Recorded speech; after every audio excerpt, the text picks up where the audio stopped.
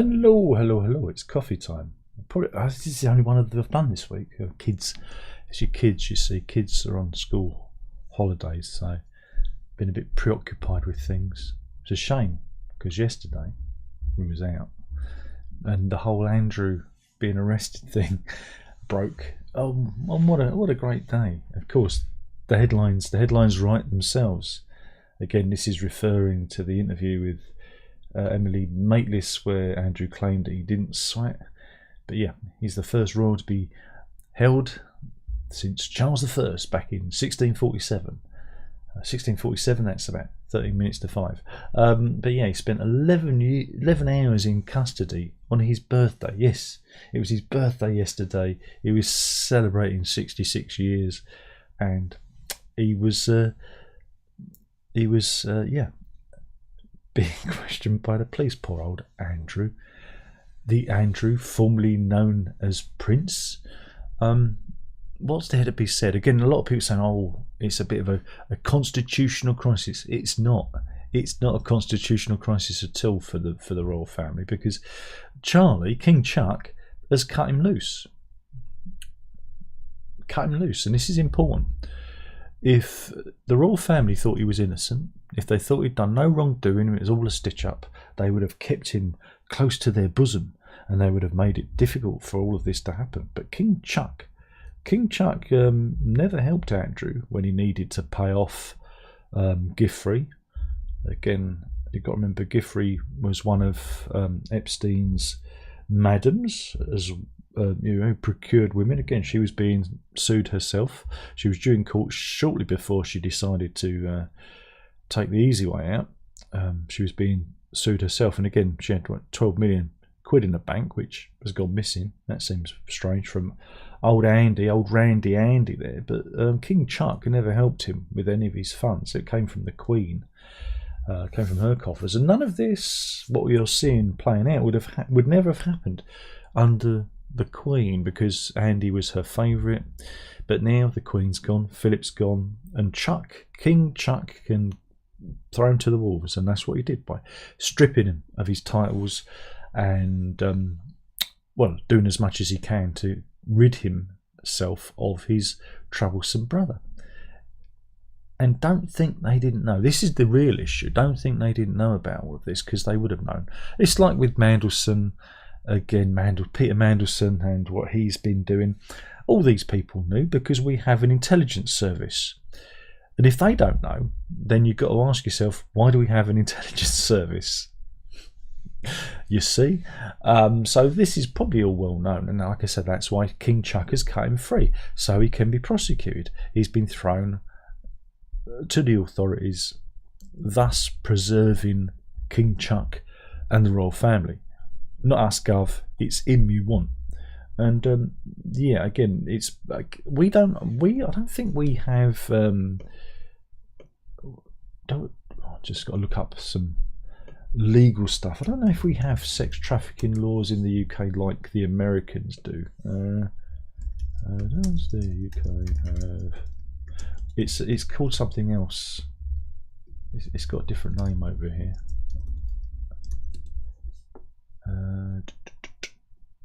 Just waiting for AI to get back to me.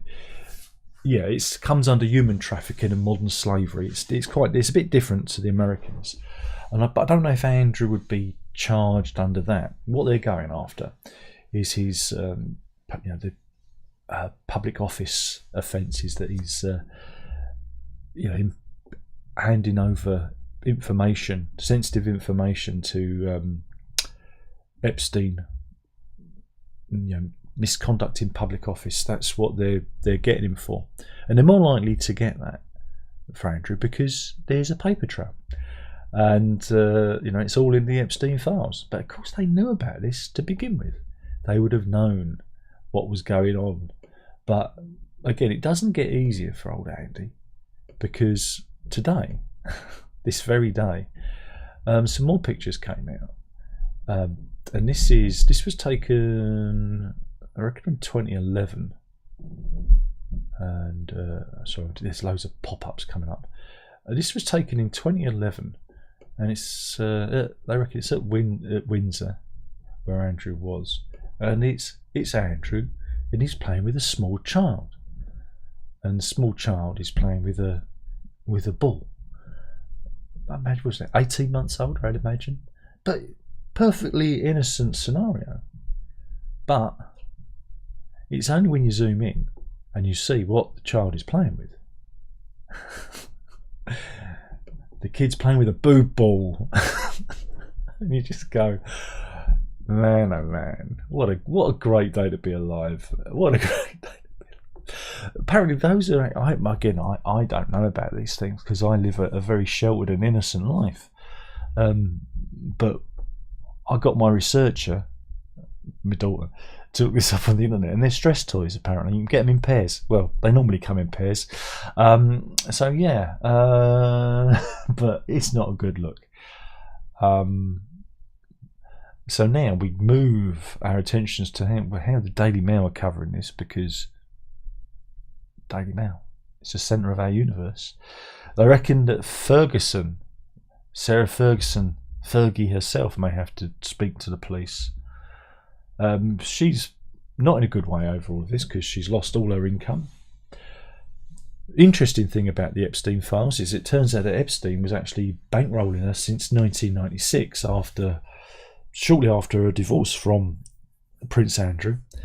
Now again, Andrew always says that no, he didn't know him that long and this, that and the other, but Epstein had influence over them way back into the 90s. Again, what's the story? It's really, really interesting to see what's going on. But what you're seeing here with Andrew, because he's known as the Spare, you know, he's the also ran in the royal family. It has interesting echoes with Princess Margaret, the Queen's sister. She was a notorious raver back in the day, who had many men, many lovers, alcoholic, you know, but she never got found out because they'd ship her off to a Caribbean island and no one knew what happened. Malcolm McDowell, the actor who was in Clockwork Orange, he tells a great story of being invited to, I think it was Buck House actually, to have dinner with Princess Margaret, and the guy he was with, they're eating, and I think she leaves the room for a minute. And he says to him, you know what you got to do. You know what you're here for. And McDowell goes, shrugs, going, well, you got to do. She wants to, do the do with you. And of course, McDowell's face drops, and he's shocked, and he basically runs out and clambers over the railings of Buck House and hails a cab to get away and dodges the bullet. So this is what you've got to know about the royal family. Again, all these people in positions of privilege, whether it be by dint of birth or by money, is they're not like us. When they get bored, we are their sport. That's it. We are their sport. It's either sex, drugs or rock and roll. And you never see these guys playing guitar. So I guess it's just sex and drugs. So yeah, it's all going on there. It's all going on. It's all going there. Just trying to find some. There's a lot of. Oh, here we go. This ties everything up nicely. Again, you're probably wondering why Prince Andrew had the trade envoy job to begin with, because Andrew is a well-known idiot. He's a moron. He's not the sharpest tool in the box. And Charles was always a bit concerned about him having this role. Again, it's well known that Chuck was not happy because he was always, what can I say, open to exploitation because he has a penchant for women. But there's a new article here. Peter Mandelson helped Andrew get the trade envoy job against the wishes of King Charles, as he insisted the royal was well qualified for the role. What do they share? What does Mandelson and Prince Andrew share?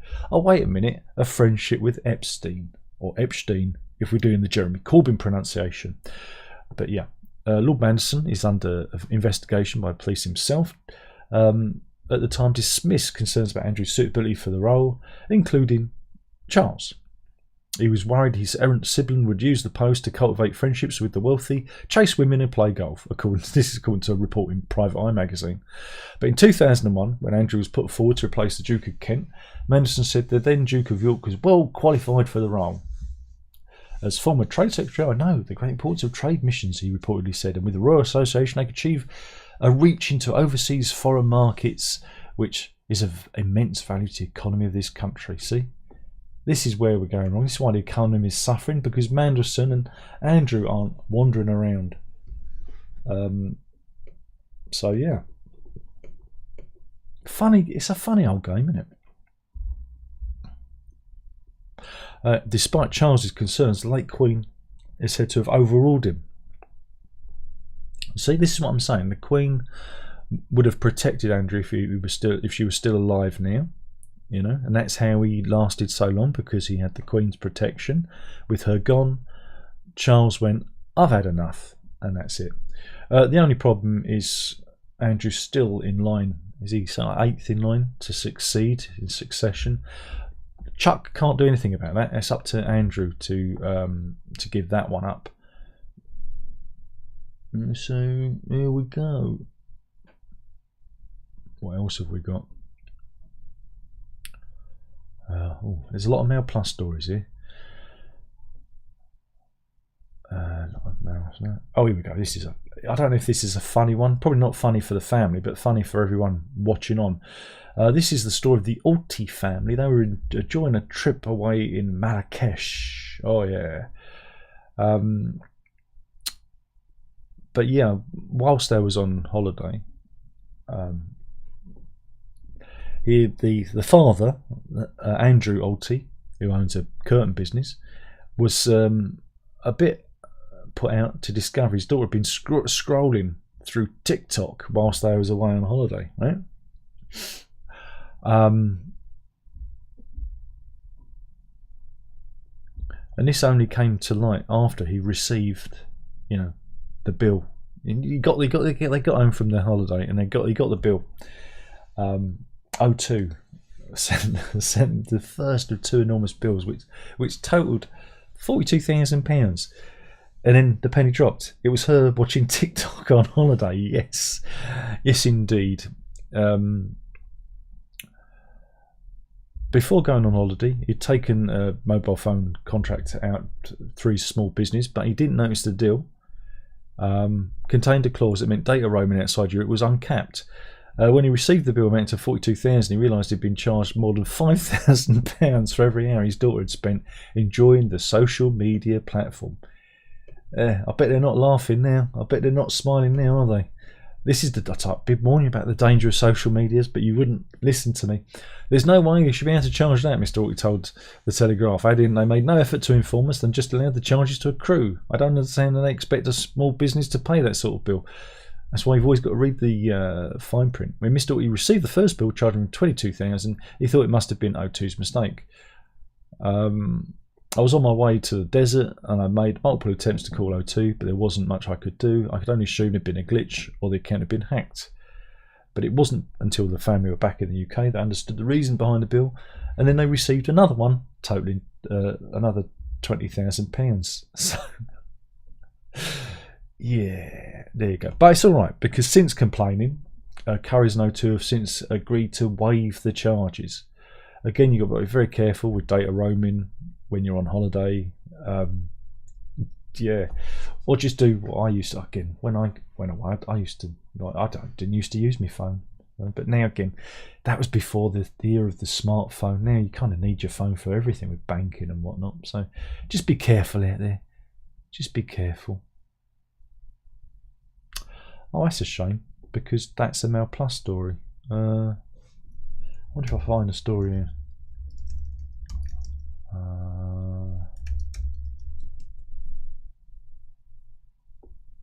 Just finding the story. Have they got?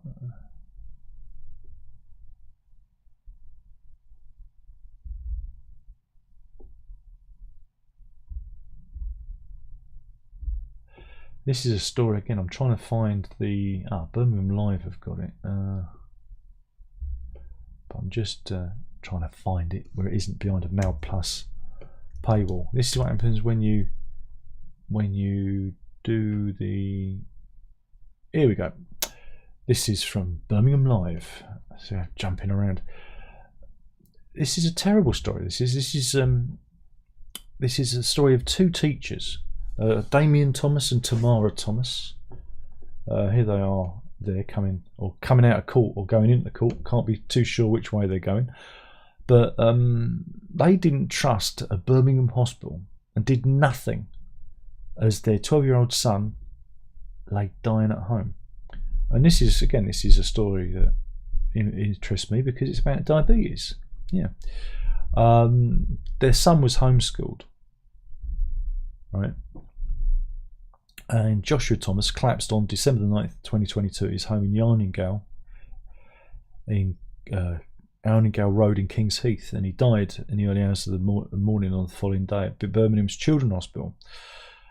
And a jury at Birmingham Crown Court told he suffered from an untreated and undiagnosed type 1 diabetes, which leads to a diabetic ketoacidosis, or DKA, which is a life-threatening condition which requires urgent treatment. Yeah, and at the moment his parents, Damien Thomas and Tamara Thomas, are standing trial where they denied child cruelty and gross negligence manslaughter. Miranda Moore, KC, was prosecuted and said they should have called for medical assistance on the day he collapsed, when he was too weak to get downstairs to the toilet and ended up wetting himself. What a sad story. She told the court he may well have slipped into a coma as he lay on the sofa later that morning when his mother thought he was asleep. And they did not call 999 until 12:43 p.m. that day, after she noticed as Joshua's lips had turned white. Foam was coming from his mouth and his breathing had become faint. Miss Moore said both parents should have spotted the warning signs because diabetes was in the family, they quote, and Damien Thomas himself was a type 1 diabetic. The defendants, who have 7 children in total, were both certified teachers, but neither were fully employed at the time of the death of Joshua, who was homeschooled. So yeah, that's an ongoing trial, I believe. An awful story. Again, they should have spotted it if diabetes was in the family. But I don't know why the Mail Plus are putting that behind a paywall. They're going to be putting all their stories behind the paywall soon. I don't know. Oh, what else have we got? Oh, I can't read that one.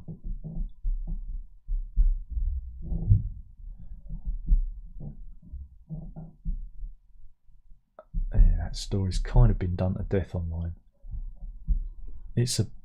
But we could do it. But we don't have this, again, we don't have this culture over here. This is the story of a frat house hazing. You know what hazing is? It's like an initiation ceremony. And this was captured on police footage, you know, on the old body cam. The fire brigade were answering a smoke alarm call, and they discovered 56 shirtless fraternity pledges smothered in, well, grime in a University of Iowa frat house basement. Again, we don't have this kind of culture, but it looks like something from a horror film, you know, and they go in there.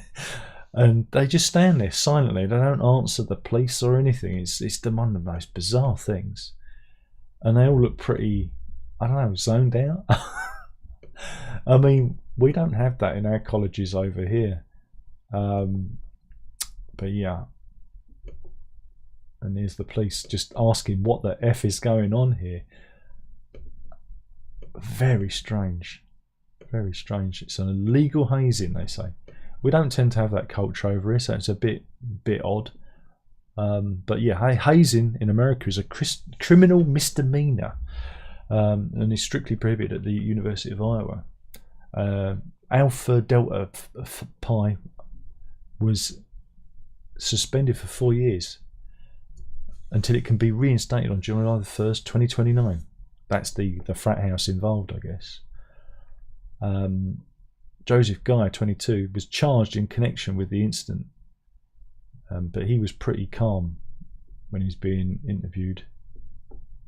That's the guy. He was pretty calm and said, yes. So yeah, hazing. It's not good. I think the closest we have is like rugby clubs doing initiation ceremonies, but yeah, a bit of a strange one. That you should let people do that to you.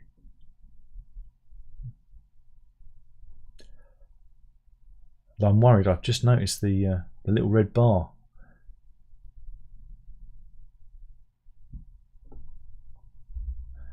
Well, did you get any of that? Maybe you didn't.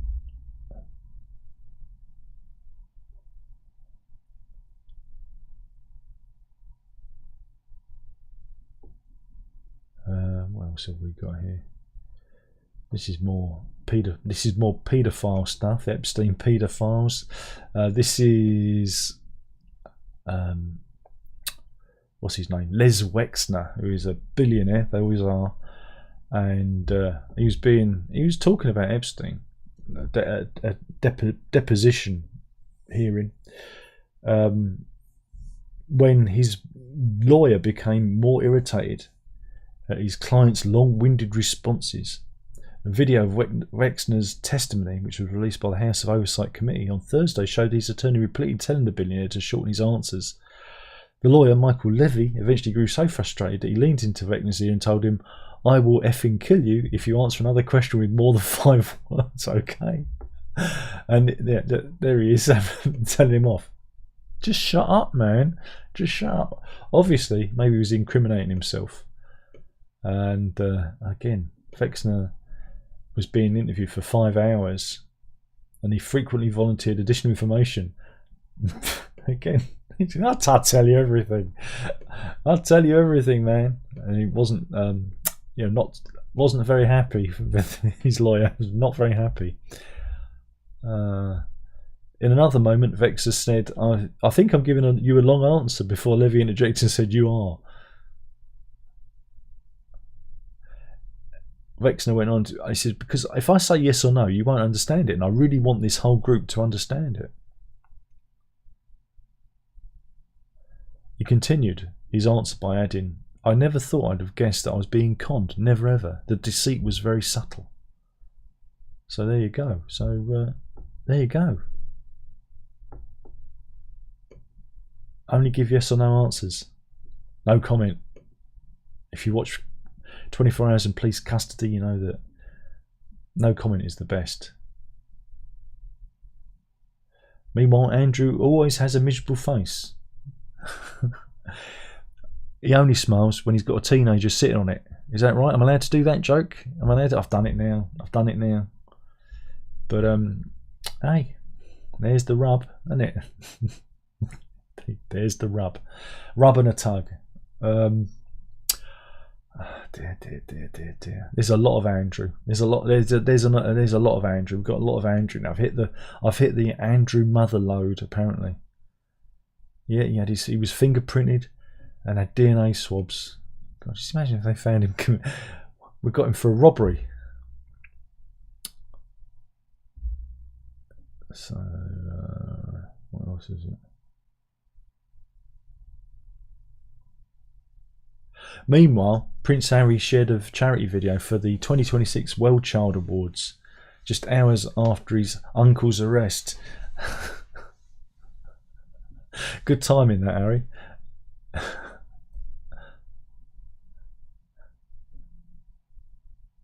What else have we got? Oh, a bit boring. Oh, don't go anywhere. Stay at home, because it's half term. Yeah, it's half term. If you've got money, you might have gone to Switzerland, like Crans Montana in Switzerland.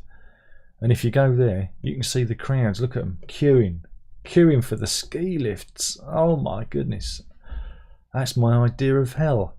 Look at them queuing, going up the mountain, waiting to ski. Look at it. Do you know what? I preferred it when it was COVID. In fact, we went out yesterday and it was packed everywhere. I didn't like it. I didn't like it at all. And I liked it better when it was COVID and no one was around. But yeah.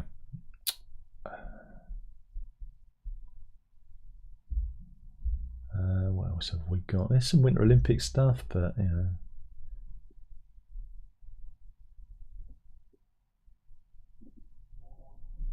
I'm hoping to find an animal story to end with, but I don't think there are.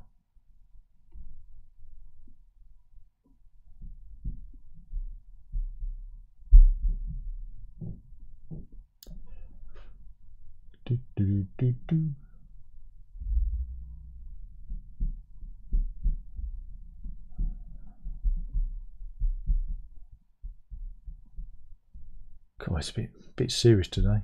Bit serious. Okay, Easter's coming. This is food news.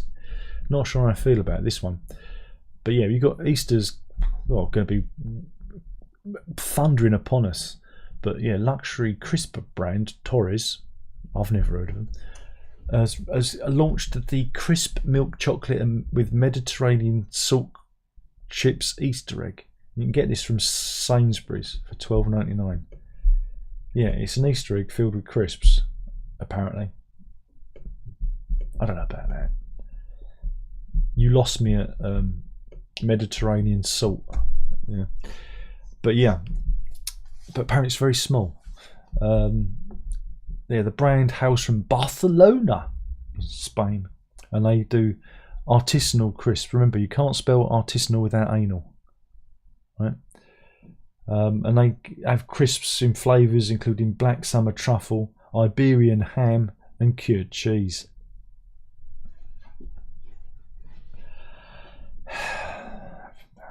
Too posh for me, I'm afraid. But yeah. But apparently the egg is very small. One person wrote online, "It's tiny. The packaging hides so much." A fourth person said, "I'm gutted there are no visible crisps." I guess they're inside the egg. But I don't know about that. But yeah, here's the here's the egg itself.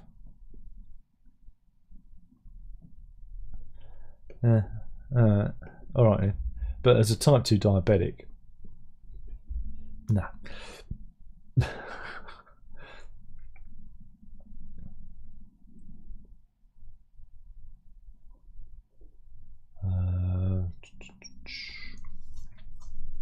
Meanwhile, billionaire Saudi Crown Prince's super yacht is spotted off the Devon coast. Oh, it's obvious what that's for, isn't it? That's so Andrew and Fergie can get away. This is Saudi Crown Prince's Mohammed bin Salman. His yacht is where is it? Off the coast of Torquay, apparently. Yeah, they're waiting to pick up Andy and Fergie and the kids, so they can get out of here.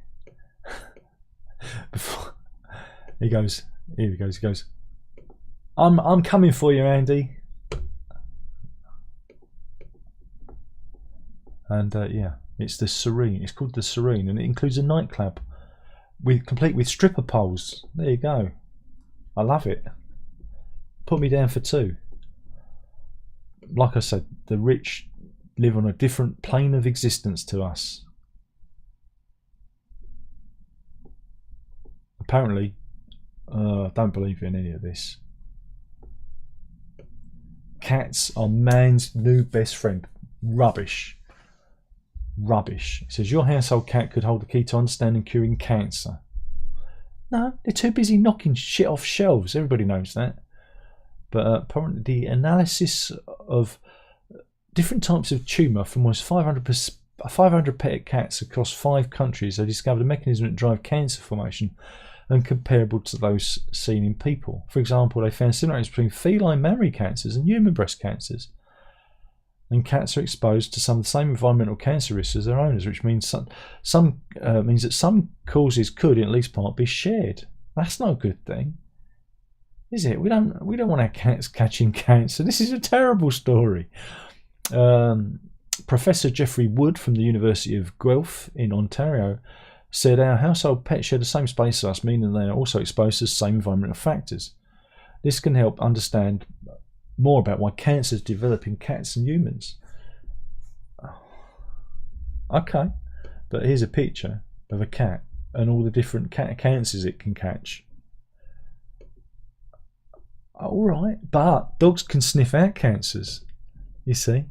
There you go, there's 2 cats thinking, we don't want to live here, we're going to catch cancer. So develop cancer. I mean, this cat, look, he's obviously already got it because he's just given up. He's just given up. Yeah, all right, but dogs can sniff out tumours because every, I don't know if you know, but tumours give off a certain, well, chemical smell that's different to our usual smell, and dogs can pick that up. So sometimes a dog can actually detect your cancer. But I read a frightening story that these things, headphones, they tested, I think it was a load of headphones from different companies, and the majority of them have cancer-causing chemicals in the ear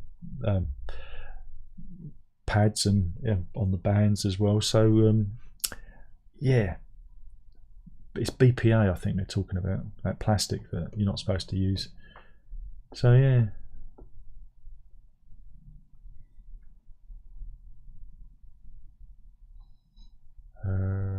There is a kind of a dog story here. It's not a good story. It's a sad story, really. It's a horrible story. We're going to Nevada Airport. Jermaine Bryson turned up at Las Vegas's Harry Reid International Airport with her 2-year-old golden doodle. I don't know what the hell that is. Is it a retriever and a poodle? Golden doodle? I guess it is. To get on a flight, but she didn't have the proper paperwork to take the dog with her. Here he is. She was going on a JetBlue flight and she didn't have the right ticket to take the dog with her. So she just left him tied to the counter. Look at that. There he is. She walked off without him. He's looking happy though, look, he's alright. But yeah, they've given him a new name, JetBlue. They've renamed him. I imagine this is the body cam footage as she tried to leave and officers confronted her about the dog. Yeah. Bryson never returned for her 2-year-old pup, as he spent 10 days with the Animal Protective Services, but a non-profit organisation stepped in with plans to find him a new forever home. So there you go. So that's not nice, is it? Here he is again. He's looking like he's having a great time. What a horrible person. And they've been flooded with applications to take him on. So he's going to be fine, old JetBlue. And here he is, making a new doggy friend. She couldn't have loved the animal that much. I mean, God, I'd missed the flight. Look at that.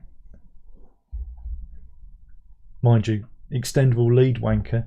Remember, anyone with an extendable lead, wankers. I have a proper lead.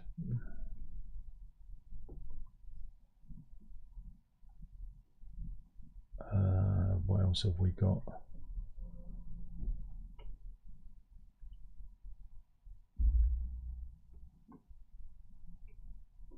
Oh, here we go. I found another good animal story to end on, rather than, well, I mean the dog story was alright, but this, where are we going? This is in Buriram in Thailand, and I'm just hoping there isn't an advert. Just waiting for the, come on footage, you can do it. There's an advert, 20-second advert on a 30-second clip. But yeah, this is a 19-year-old bull named Fly Pech Utai, and he wasn't too happy, and he decided to get, well, you're going to find out after this advert finishes, to get his revenge. Apparently he went rogue and destroyed a car after the car disturbed him, having some hokey pokey. Yes, he was having sex when the car interrupted his moment of passion, and then he ran amok and apparently even injured his handler, leaving him with a punctured lung. He was not a happy boy. Look, he's going after the motorcyclist. You can kind of understand it. Good for him. Good for him, I say. That happened on Monday, just after Valentine's Day. And yeah, it shows the beast trampling everything in his path and chasing the motorcycle rider. and he overturned the white car. Village chief Utai Iram said the elephant was hired for breeding, but during the process, Somporn urged him to finish quickly. You can never rush it, can you? This may have triggered irritation, causing the bull to become possessive and aggressive towards the female. Weren't the female that copped it, was it? Yeah, and Somporn, his handler, was rushed to hospital with serious injuries. The bull damaged 2 cars, charged at villagers and trampled 5 road signs before volunteers from the Elephant Kingdom Hospital arrived to help control him. The rescue team administered a tranquiliser which took 2 hours to take effect. Bit of a slow acting tranquiliser that, but it allowed them to capture the enraged elephant. Natafon Malahan had his car damaged by elephants, said, I'm waiting for my insurance companies to tell me if they'll pay for the damage. They said they don't know if the elephant attacks are included, so I'm just waited. Doesn't come under Act of God. Do they have Act of Elephant? That's the question, isn't it? But now the elephant, Thai Pet Yutai, is now under the care of veterinarians at the Elephant Kingdom in Surin Province, while his manhandler, is that right? Mahout. But did I read that wrong? Yeah, it's Mahout. I guess that means his handler. Continues treatment. I need my glasses. But yeah, so there you go. What have we learnt from that? Never interrupt an elephant whilst he's on the job. Who's ever pleased when they're asked to come on, get on with it? No, I can't say that. It's far too rude. I'm not going to say that. I'm going to be a good boy. So anyway, that was today's news. Let's see if there's anybody in the chat. Probably not, because I've got a feeling we lost connection. I caught coffee time, says AJ. You did. It's not been on this week because it's school holidays, so I've only been free this morning. Zeb says, Darren, did you hear the new U2 EP? No, because I don't really care for U2. Used to enjoy them. I think the last thing I bought of theirs was Pop back in the 90s because it had ooh.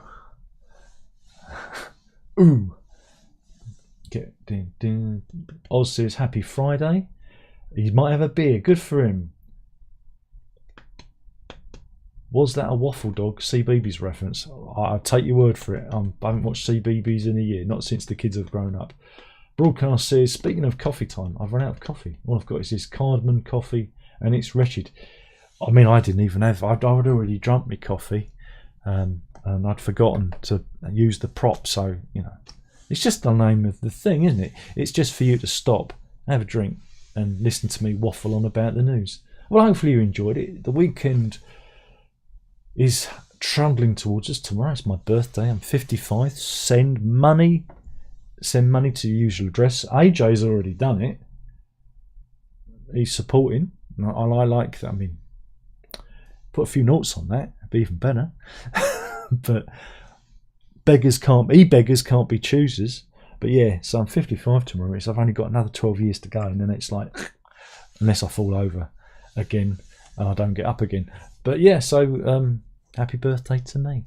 And I'm feeling it. I'm feeling it because of this knee business. Really feeling it at the moment. So, but yes, that's it. Have a good weekend. Have a good weekend. Don't do what I do. Don't fall over. And I'll do this all. Well, hopefully next week everything should be kind of back to normal. I'm going to try and do a bit more. Try and do a bit more with it. I'm trying to squeeze a bit more. I've purchased some new equipment. Get rid of this camera and go webcam, so I can just plug it straight into the computer rather than have all the gubbins I've got connected, because it makes OBS act a bit weird sometimes.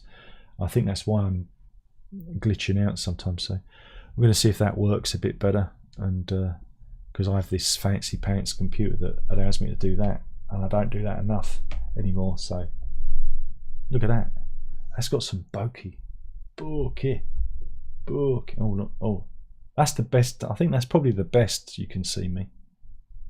And there you go. But yeah, anyway, thanks for watching. Like I said, have a good weekend, and I'll be back on whenever. there might be a video this afternoon. Yeah, there's a review. There's probably going to be a review or something this afternoon. So keep your eye out for that. And I'll see you soon. That was the news, whether you liked it or not. There'll be another video along in a moment. Hopefully, it's not one of mine. Ta-ta.